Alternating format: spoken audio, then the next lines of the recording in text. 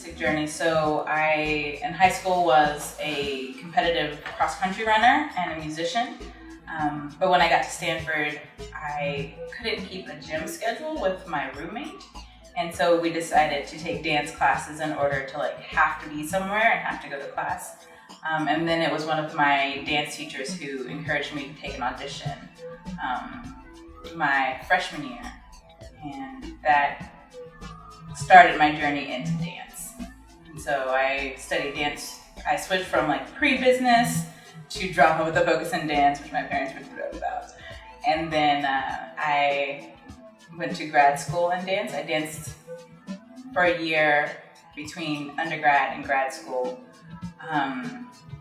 for a company in San Francisco, and I taught ballroom dance and after-school dance. So I taught 60-year-olds and then 6th graders. So it was an interesting day. And then I went to grad school to get my MFA in performance and choreography. And then I moved to New York to be a dancer, and have been here for 4 years, primarily dancing. And then within the last year, I started to get into dance and comedy, which is what I'm doing now. Within the work that I do, I function as the head writer for a dance and comedy collective, as well as the head choreographer. So I founded the group in December of last year after creating a dance piece that in my mind was just a dance piece that had funny moments. But then when somebody asked for the script, I was like, script? What is a script? So I started taking comedy classes to learn the formatting of how to write a comedy script. And then kept taking classes and then decided to produce the work that I made. And that started Denae Comedy, which is the group that I run. So our first shows were made out of the scripts that I wrote then, last fall. And then now I actually help teach sketch writing to my group that consists of dancers, actors, improvisers, comedians of all different backgrounds. So that's what I do as the director.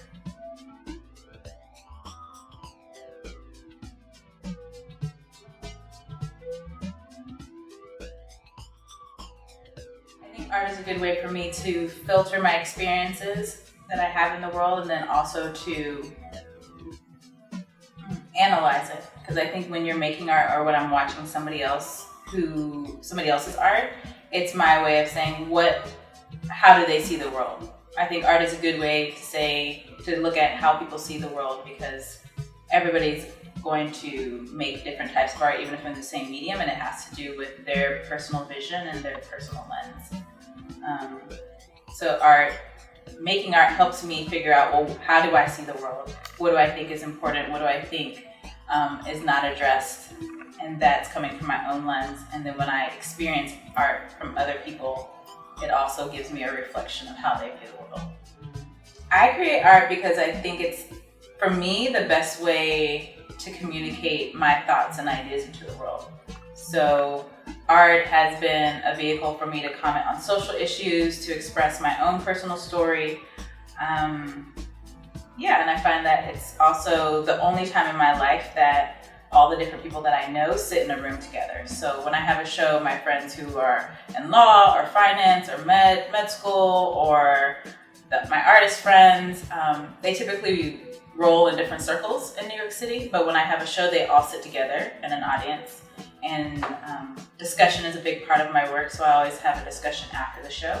And it's just really amazing to see people who would not normally maybe sit and have a conversation. So the last show, I remember one of the janitors in my building talking to somebody who is a top lawyer at a consulting firm about a subject matter that was in my show. And I was like, oh, this happens because I make art. I really enjoy that.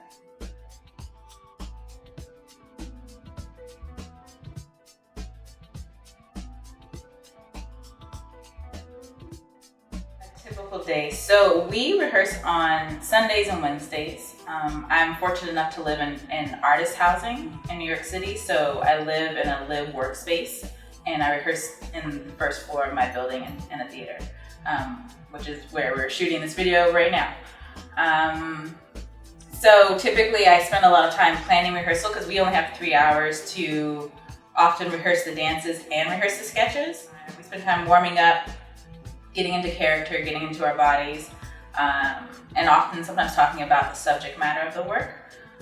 It's usually a pretty hilarious process. If you ever rehearse with comedians, it's a process. Usually I thought the dancers would be the high energy people, but the dancers sort of like turn off when they're not dancing. They're like, I'm dancing, I'm chilling. And the comedians are just like on all the time. So rehearsal is generally a lot of energy, and I feel like my job as a director is to like guide that energy so that way we can sustain for 3 hours and also still get work done.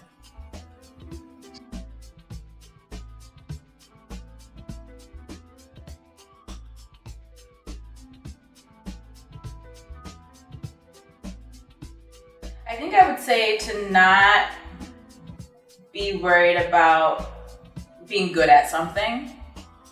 I think I was intimidated from people who were like already like artistic geniuses when they arrived to Stanford, and I was taking my first dance class being like, what's a plie, a tendu? I didn't know what was going on, and I think I was intimidated by other people who were like, I'm a professional ballerina.